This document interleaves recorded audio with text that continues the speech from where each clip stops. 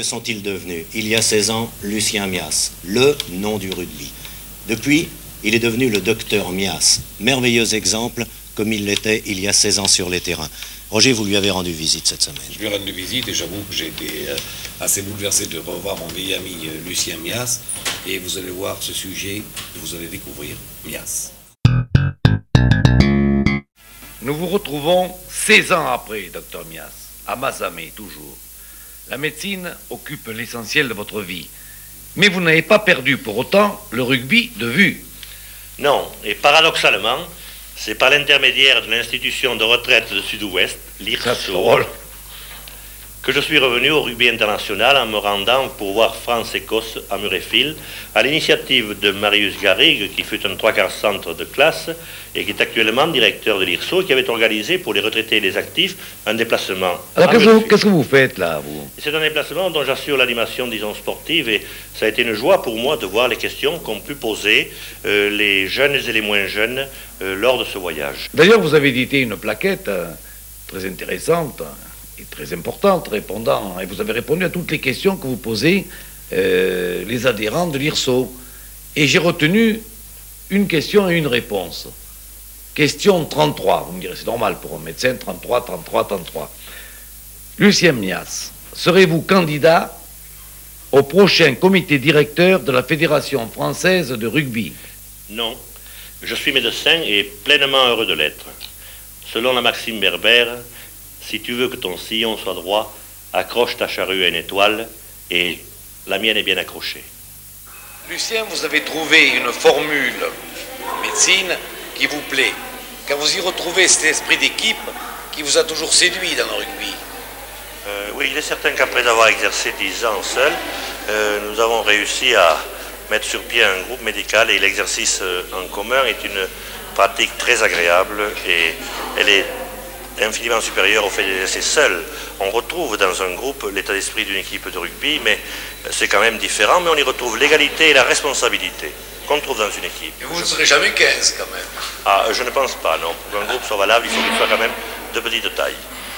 Mais vous exercez également comme médecin à l'hôpital, et vous aimez beaucoup. Il y a un côté humain à l'hôpital qui vous plaît aussi. Et vous êtes à côté de votre fille d'ailleurs, Annie, qui est interne. Oui, Annie finit de sa médecine cette année, et ma foi, c'est fort agréable d'être chef de service, d'avoir sa fille comme interne, même si elle doit en souffrir. Parce que vous avez beaucoup de contacts avec les malades. Ah, énormément. Vous savez très bien que le médecin généraliste fait partie de la famille, et je crois que nous réalisons ceci dans nos petites villes. Il ne faut pas juger la médecine sur Paris. Paris n'est pas la France. Comment elle va ce matin, Madame Pio? Faisons comme si nous passions le matin, au point de vue scène. C'est normal? Hier, oui, elle dit allez. Oui, hier. Pas ce matin. On va la lever maintenant. Oui, nous pensons qu'elle fait un infarctus entérique, et d'ailleurs c'est Régis, l'interne, qui l'a arrangé. Il nous a dit de donner la trénitrine, et depuis elle va beaucoup mieux. Et elle s'améliore beaucoup mieux. Elle s'améliore très bien. Ça va, Mme Albert, hein? Oui, oui, oui. Vous voyez, vous êtes super. On va la lever maintenant. Hein? Oui, je vous ai vu là-haut, sur une photo là, qu'il y a. Oui. Oui. Et puis, Même pas comme vous me portiez sur les épaules là. Eh non, vous m'avez vu quand j'avais 20 ans. Eh, Hein? oh. Comment j'étais quand j'avais 20 ans? Oh, je vous avais pas 20 ans, il y a 3 ou 4 ans de ça. Ah, mais c'est jamais 20 ans, Vous quoi. voyez que... Il y avait 20 ans. Lucien, vous êtes avec votre fils Christophe et votre petit-fils Laurent. Samedi prochain, on a lieu à Cardiff, Lucien, le match capital du tournoi 76, Galles-France. C'est toujours un exploit de gagner à Lambs Park. Votre équipe a accompli d'ailleurs cette performance en 58. Vous avez vu cette année l'équipe de France à l'œuvre en Écosse et au parc. Pensez-vous qu'elle puisse venir à bout des Gallois, chez eux à Cardiff? Est-ce qu'elle a une chance, l'équipe?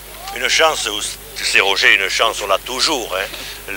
En rugby, le ballon est ovale, et donc il a des rebonds capricieux qui font qu'un match peut être farfelu. Et donc je pense qu'on peut gagner à Cardiff, je le crois sincèrement, parce qu'on a quand même certains atouts primordiaux, et notamment, je crois, au niveau du pack.